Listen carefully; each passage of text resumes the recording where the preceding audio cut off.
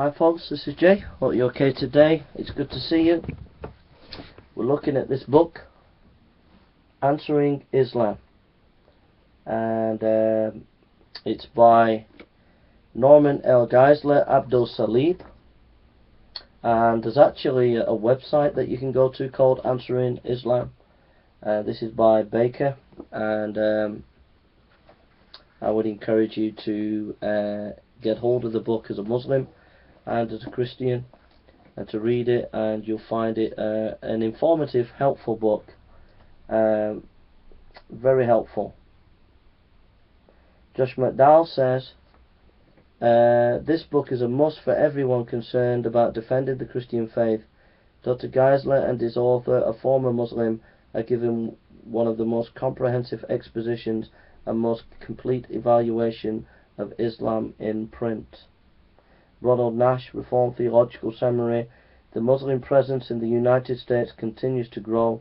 It is important that we have a clearly written and fairly presented statement of what Muslims believe and how we as Christians may present the claims of Christ to them in a persuasive and loving way. R.C. Sproul, Legionnaire Ministries. This book is a theological masterpiece, the most lucid, comprehensive theological analysis and critique of Islam from a Christian perspective I have ever seen. It is invaluable as a tool for understanding the most serious religious challenge to Christianity in the modern world.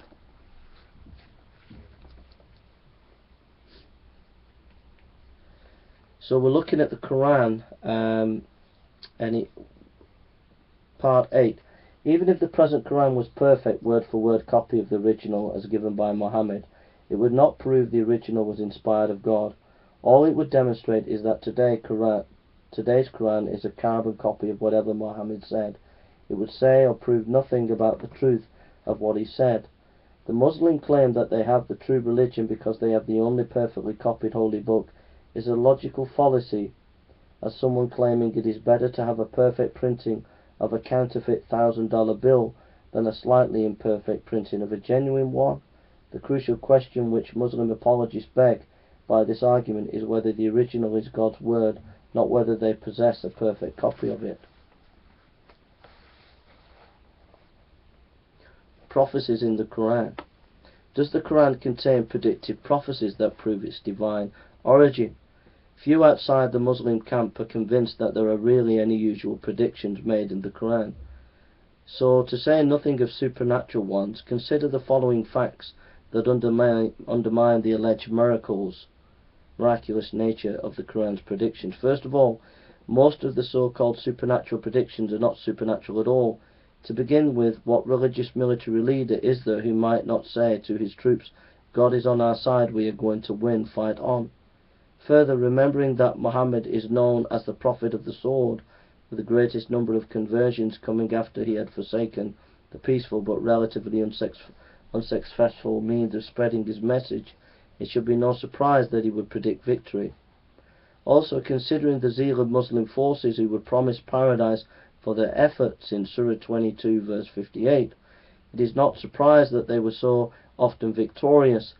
Finally, it is little wonder why so many submitted, considering Muhammad commanded that the punishment of those who wage war against God and his apostle and strive with might is execution or crucifixion, or the cutting off of hands and feet for opposite sides, or exile from the land, Surah 5:36. Second, the only really substantive prediction was about the Roman victory of the Persian army at Issues, Surah 32:4, which reads, the Roman Empire has been defeated in a land close by, but they, even after this defeat of theirs, will soon be victorious within a few years. Close scrutiny, however, reveals several things that make this prediction less than spectacular, to say nothing of supernatural. According to Ali, a few years means 3 to 9 years, but some argue that the real victory did not come until 13 or 14 years after the prophecy.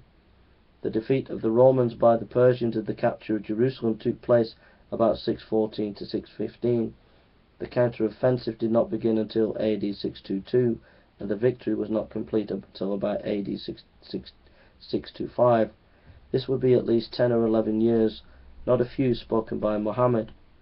Uthman edition of the Quran had no vowel points, and they were not added until much later. Hence, In this prophecy, the word Sayagalbuna, they shall defeat, could have been rendered with the change of two vowels, they shall be defeated.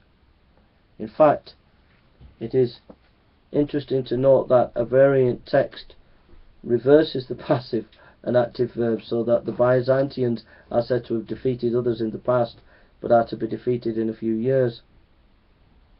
Even if this ambiguity were removed, the prophecy is less than spectacular, since it is neither long range nor unusual. One would have expected the defeated Romans to bounce back in victory. It took little more than a perceived reading of the trends of the time to forecast such an event.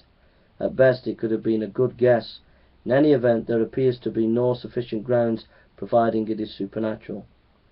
Finally, the only other alleged prophecy worth mentioning is found in 89:2, Surah 89:2, by the nights twice 5, is taken by some to be a prediction of the 10 years of persecution early in Muslim experience. But this is far-fetched interpretation.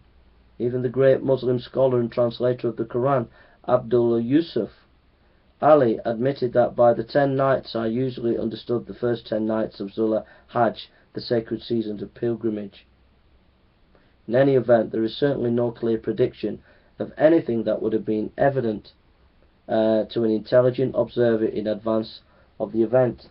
Its very usage as a predictive prophecy by Muslim scholars shows how desperate they are to find something supernatural to support the Quran.